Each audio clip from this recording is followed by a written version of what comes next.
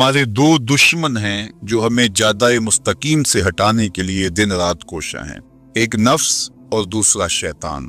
نفس اور شیطان دونوں دشمن ہمیں راہ حق سے ہٹانے کے لیے دن رات جد و جہد میں ہیں اور ہمارے خلاف مساعی جد و جہد اور محنت کر رہے ہیں۔ ان میں جو نفس ہے وہ بڑا دشمن ہے یا شیطان بڑا دشمن ہے؟ عمومی طور پہ تو یہ کہا جاتا ہے کہ شیطان نے ہمیں ورغلا دیا، لیکن شیطان جب خود ورغلایا گیا، شیطان جب شیطان بنا تو اس وقت کوئی دوسرا شیطان تو نہیں تھا جس نے شیطان کو ورغلایا، وہ نفس تھا جو شیطان کو بھی شیطان بنا۔ نفس کے اندر سے سر اٹھا کے کہا تھا نا، آنا خیر منہ، میں بہتر ہوں، اور باقاعدہ دلیل کھڑی کر لی اس کے نفس نے، خلقتنی من نار وخلقتہ من طین، مجھے تو نے آگ سے پیدا کیا ہے، اسے تو نے مٹی سے پیدا۔ مٹی افضل نہیں ہوتی، مفضول ہوتی ہے، اور آگ اٹھتی ہے اوپر کو جاتی ہے، یہ افضل ہے، لہٰذا افضل مفضول کو سجدہ کیسے کرے؟ میں سجدہ نہیں کروں گا۔ باقاعدہ اس کے نفس نے ایک دلیل تراشی۔ اللہ اگر چاہتا اس کی دلیل کے بخی اور دھیڑ کے رکھ دیتا، لیکن اللہ تعالیٰ نے اس کی دلیل کا جواب دینے کی بجائے کہا جا میرے دربار سے نکل جا۔ اس نے کہا مالک مجھے مہلت دے دے، کہا جا قیامت تک تجھے مہلت۔ اللہ اکبر۔ تو اب شیطان کو شیطان بنانے والا نفس ہے جس نے اندر سے کھڑے ہو کے کہا انا خیر منہ، میں بہتر ہوں۔ اس میں نے شیطان کا بیڑا غرق کر،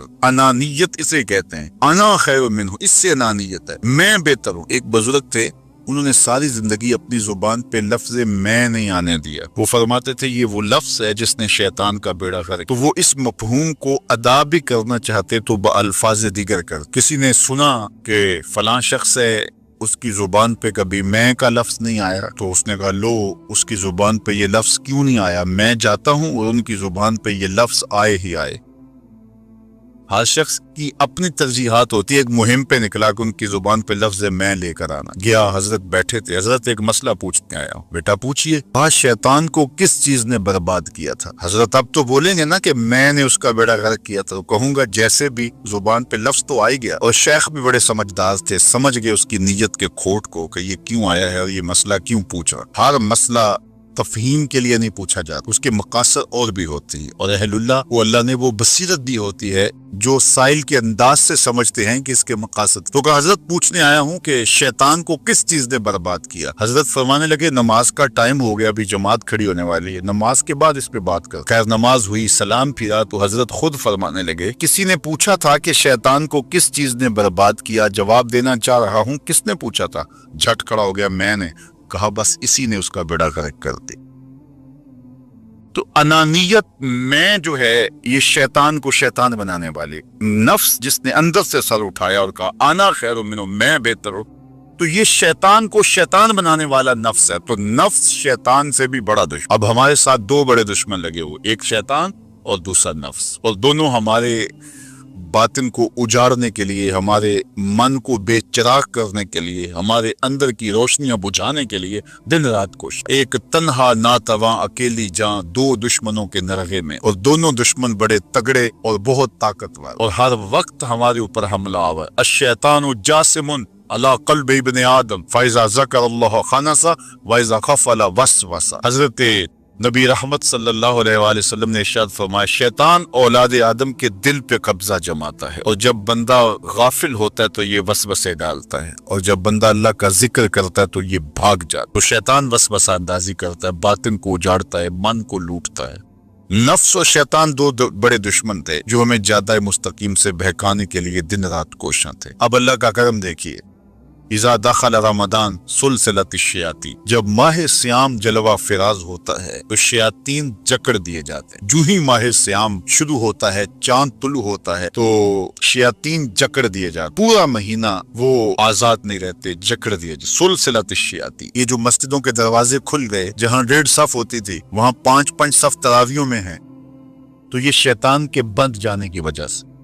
لیکن مہنگائی کا طوفان ہے، بد نگاہی ہے، بد تہذیبی ہے، جھوٹ ہے، دیگر امور بد بھی جاری ہیں، یہ نفس کے موجود ہونے کی۔ نیکی کا ماحول پیدا ہوا یہ شیطان کے بند جانے کی وجہ، لیکن ہماری برائیاں بدستور موجود ہیں یہ نفس کے موجود ہونے کی وجہ سے۔ اب ہمارے لیے آسانی یہ ہو گئی کہ دو دشمن تھے جن کا ہمارے سے مقابلہ تھا، ایک نفس اور دوسرا شیطان۔ ہمارے لیے یہ سہولت ہو گئی کہ ہمارا ایک دشمن باندھ دیا گیا، اب دشمن ایک ہے جس سے ہم نے ماہ سیام میں اور وہ دشمن کون कौन सा है? नफ्स। अब नफ्स का मुकाबला इतना आसान भी नहीं, ये बहुत डाडा दुश्मन है, अंदर का दुश्मन है, घर का भेदी है। बाज फकीरा किसे नहीं मारे, बाहू जालिम चोर अंदर दाहू। ये बड़ा सख्त और बड़ा शदीद किस्म का दुश्मन है। ये इसकी चालें बहुत बारीक, शैतान की चालें भी बड़ी बारीक हैं और नफ्स की चालें उससे भी ज्यादा बारीक। अब कैसे मुकाबला करेंगे? शैतान भी हमारी मताए अमल को लूटना चाहता है, हत्ता कि हमारे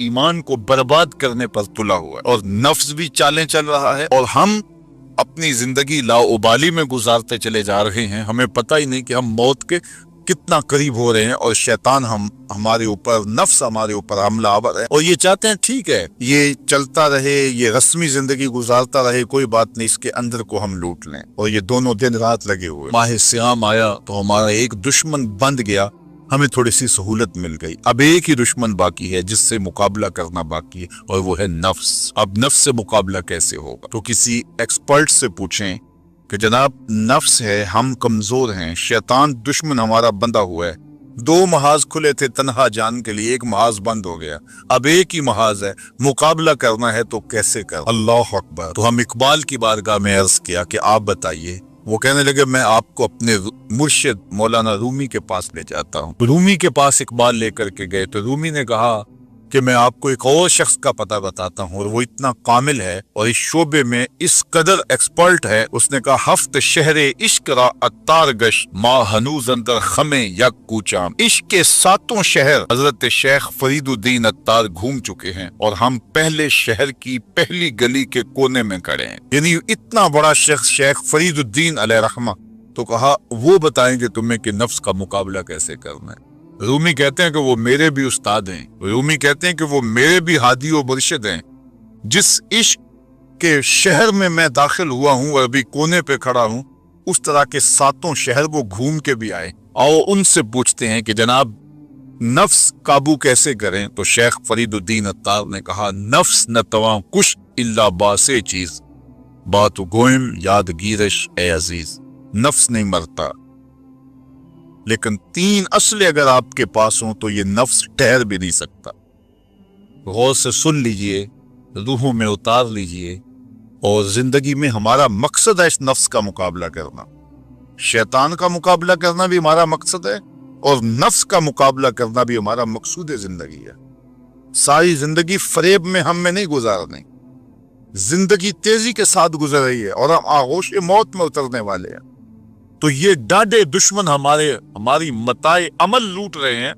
हमारे किए हुए अमल को उजब से, तकब्बुर से, रियाकारी से बर्बाद कर देते हैं। हमें पहले अमल की तरफ जाने नहीं देते, फिर अमल के अंदर वसवसे डालते हैं, फिर अमल हो जाए तो उसको फिर बर्बाद करने की कोशिश करते हैं।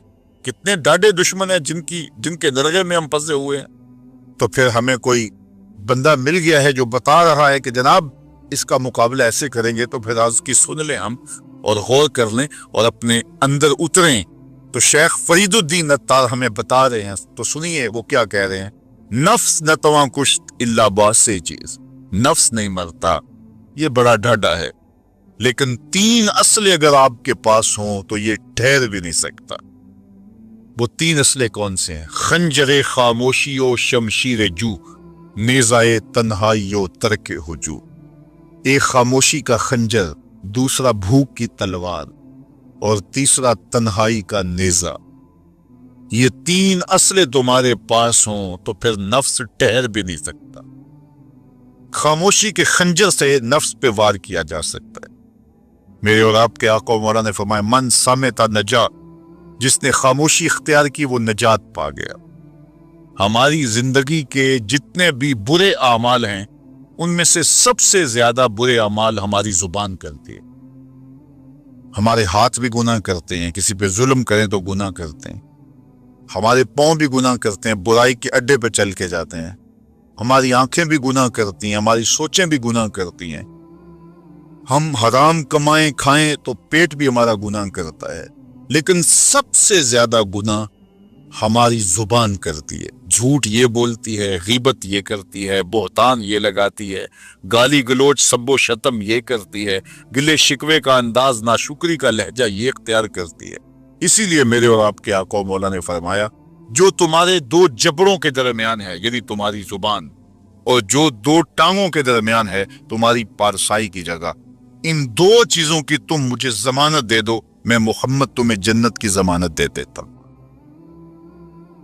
تو اپنی زبان کی حفاظت کرنی ہے۔ دیکھیے یہ سننے کے لیے چیزیں نہیں ہیں محض، بلکہ ان پر ہم عمل کریں، اور آج سے ہی دیکھیے یہ موسم رحمت ہے، رحمت کی برکھا برس رہی ہے، اور یہ موسم نور ہمارے سیکھنے کے لیے ہے۔ تو ہم اپنے نفس کو کیسے قابو کریں گے؟ دو دشمن سے ایک بندھا ہوا ہے، چھوٹ کے کچھ نہیں کر سکے گا اگر نفس کو قابو میں کر لیا۔ اور اگر ہم نفس کنٹرول نہ کر سکے، وہ تو جہنم کی آگ میں اور زنجیروں میں جکڑا ہوا پیچو تاب کھا رہا ہے کہ یہ جو ٹوپیاں پہنے ہوئے مسجدوں میں جاتے ہو نا، میں عید کے دن نپٹ لوں گا تم سے۔ وہ تو اور نفس کے ساتھ مل کے ہمارا بیڑا غرق کرے گا اور ہمیں اور دور کر دے گا، اور ہماری باطنی اساس اور بنیاد اور کمزور کر دے گا۔ اس لیے ضرورت ہے کہ ہم اپنے نفس کو ان دنوں کے اندر کمزور کریں۔ اس کا پہلا نسخہ کیا ہے؟ خاموشی کا خنجر۔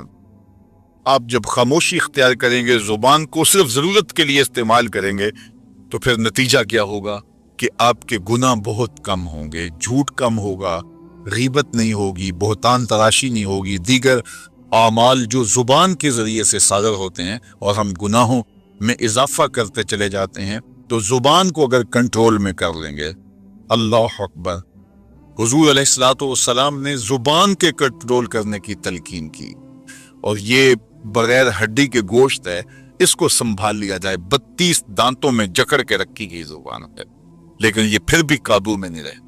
اس کو کنٹرول میں کر لو، اس کو قابو میں کر لو۔ ایک روایت میں آتا ہے جب صبح ہوتی ہے تو سارے اعضائے بدنیاں زبان کے آگے ہاتھ جوڑتے ہیں کہ بی بی تو نہ کچھ کرنا، تیری وجہ سے ہم سزائیں کاٹے گی اور اذیتیں پائیں گے۔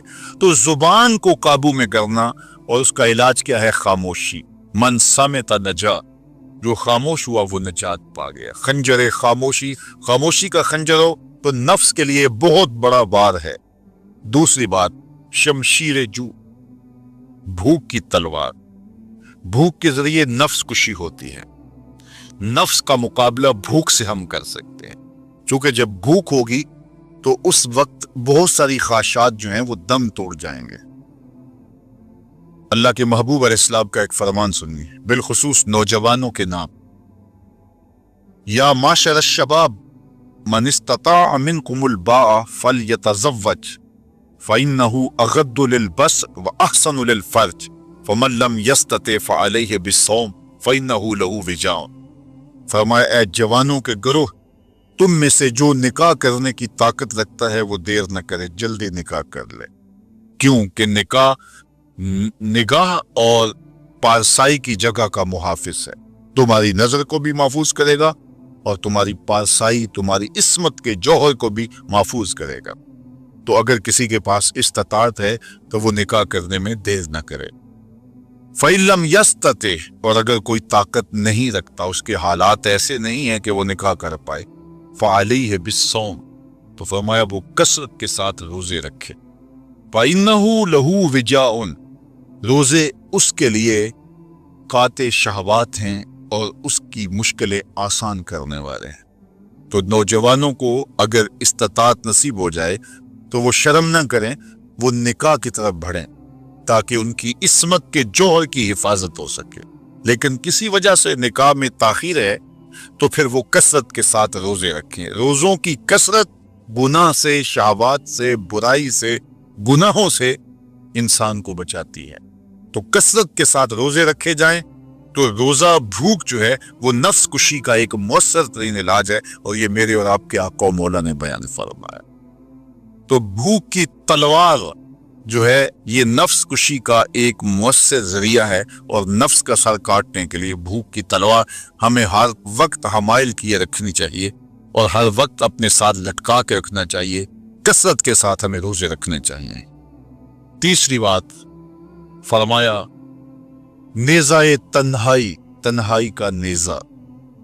جب آپ عمومی طور پہ مجلسی زندگی میں ہوں گے تو بہت ساری خطائیں اور بہت سارے گناہ مجلسی زندگی میں آپ سے سرزد ہوں گے۔ تو جب آپ تنہائی اختیار کر لیں گے تو بہت سارے گناہوں سے بچ جائیں گے۔ حضرت شاہ نقشبند بخاری علیہ رحمہ فرماتے ہیں کہ فقیر کے لیے سب سے بہتر جگہ اللہ کا گھر مسجد ہے، یا پھر کامل شیخ کی صحبت ہے، یا پھر تنہائی ہے۔ چوتھی جگہ سوائے ہلاکت کے اور کچھ نہیں ہے۔ العافیۃ فی العزلہ، عزلت میں، تنہائی میں عافیت رکھی گئی ہے۔ اس لیے اپنے آپ کو ایسے ہجوم میں، ایسی جگہوں پہ لے جانے سے روکیں، اپنے آپ پر ضبط کریں جہاں نظر پاک نہیں رہتی، جہاں خیال کی پاکیزگی کا سامان نہیں رہتا، اور جہاں آپ کی جو ہے وہ آپ کی زبان محفوظ نہیں رہتی۔ دوستوں کے ساتھ بیٹھیے، آپ عزیزوں رشتہ داروں کے پاس جائیے، ضرور ملاقات کیجیے، لیکن اس کا ایک اعتدال ہونا چاہیے۔ اگر آپ سمجھتے ہیں کہ کسی جگہ جاتے ہوئے، کسی جگہ پہنچ کر آپ کی نظر میں پاکیزگی نہیں رہے گی، خیالات میں گندگیاں گردش کرنے لگ جائیں گی، سوچوں میں آوارگی آنے لگ جائے گی، تو وہ شادی کی تقریب ہو یا کوئی اور تقریب ہو، وہاں جانے سے اپنے آپ کو روک لیں، کیونکہ وہاں جا کے آپ اپنا کوئی فائدہ نہیں کر رہے، اپنا نقصان کرنے جا رہے ہیں۔ تو جہاں آپ کو یقین ہو کہ آپ وہاں اپنے آپ کو بچا نہیں پائیں گے، اپنی حفاظت نہیں کر پائیں گے، تو وہاں سے تنہائی بہتر ہے، وہاں سے عزلت بہتر ہے۔ تو یہ تین چیزیں ہم اگر کر لیں تو یہ نفس کشی کا ایک مؤثر ذریعہ ہے۔ اب ماہ سیام کے اندر اللہ تعالیٰ یہ تینوں چیزیں ہمیں نصیب کرتا ہے۔ ہم زیادہ بولتے نہیں ہیں، روزے سے ہوتے ہیں، بلکہ فرمایا اگر تم سے کوئی شخص بحثے، کوئی الجھے، کوئی لڑائی کرنا چاہے، بدتمیزی کرے، تو اس سے کہو انی صائم، میں روزہ رکھا ہوا ہے۔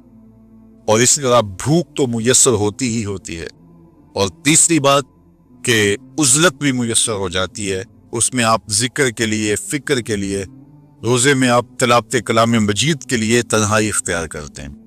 تو گویا روزہ ایک ایسی تربیتی ورکشاپ ہے کہ جس کے ذریعے سے آپ کے نفس کی تہذیب ہو جاتی ہے۔ جب نفس قابو میں آ گیا، نفس کنٹرول میں آ گیا، نفس کو آپ نے کمزور کر لیا، تو شیطان چھٹ کے بھی کچھ نہیں کر سکے گا، کیونکہ شیطان ہمارے اوپر حملہ کرتا ہے نفس کے ذریعے سے۔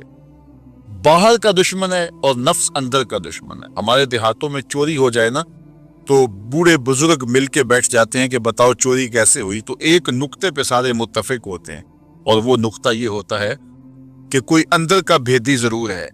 جب تک کوئی اندر کا بندہ نہیں تو باہر سے کوئی آ کے از خود چوری نہیں کر سکتا، تو کوئی اندر کا بندہ ضرور موجود ہے۔ نفس اندر کا بھیدی ہے اور شیطان باہر سے آ کر حملہ آور ہونے والا ہے۔ اس لیے شیطان کو اندر آنے کا موقع نفس دیتا ہے۔ نفس کو ہی کمزور کر لیجئے، وہ آپ کا ساتھی بن جائے، نفس امارہ، نفس مطمئنہ بن جائے، اور وہ نفس جو برائی کا حکم دیتا ہے وہ نفس امارہ کہلاتا ہے۔ اور جب وہ کثرت ذکر سے، عبادت سے نفس مطمئنہ بن جاتا ہے، تو پھر وہ شیطان کے لیے رکاوٹ کا ذریعہ بن جاتا ہے، اور آپ کی زندگی محفوظ ہو جاتی ہے۔ اور یہ ہمارا کام ہے، یہ ہمارے کرنے کا وظیفہ ہے۔ دیکھیے حضرت انسان کو اللہ نے اختیار دیا، زندگی دی، فہم دیا، ادراک دیا، گناہ کی قوتیں اور نیکی قوتیں ساری اس کے ساتھ لگی ہوئی ہیں۔ اس نے صرف ایک لاابالی شخص کی طرح زندگی نہیں گزارنی کہ جو سامنے آ گیا کھا لیا اور جو زبان پہ آ گیا بول دی، ایسا نہیں ہے۔ یہ تو انسان ہے، اس کو تو اپنی زندگی کی راہیں خود متعین کرنی ہے کہ میری دنیا آخرت کے لیے نفع بخش کیا چیز ہے اور نقصان دہ کیا چیز ہے۔ انا ہدیناہ السبیل اما شاکرا و اما کفورا، کہ ہم نے اس کو دونوں راہیں دکھا دی، وہدیناہ النجدین، اس کو پتہ ہے یہ اچھائی ہے، یہ برائی ہے، اس نے اس سے اجالنا ہے اپنے اندر کو اور اپنے باطن کو سنوارنا ہے۔ تو ماہ سیام ہمارے لیے موسم رحمت اور موسم نور ہے، جو ہمارے اندر کی روشنی کا سبب اور ذریعہ ہے۔ تو آئیے یہ موسم اللہ نے ہمیں نصیب کیا، قرآن مجید کی کثرت سے تلاوت کریں، نفس کمزور ہوگا، تنہائی اختیار کریں، نفس کمزور ہوگا، اپنی زبان پہ قابو کر لیں، نفس کمزور ہوگا، بھوک تو ہم روزے کی وجہ سے کاٹتے ہی کاٹتے، نفس کمزور ہوگا۔ اب شیطان چھٹ کر بھی عید کے دن ہمارا کچھ بگاڑ نہیں سکے گا اگر ہم نے اپنے نفس پہ قابو پا لیا، اور اگر نفس پہ قابو نہ پا سکے تو شیطان تو پھر پیچ و تاب کھا رہا ہے، اور وہ ہمارے اوپر پھر اور زور و شور کے ساتھ حملہ ہوگا اور ہماری متاع عمل کو لوٹ لے گا۔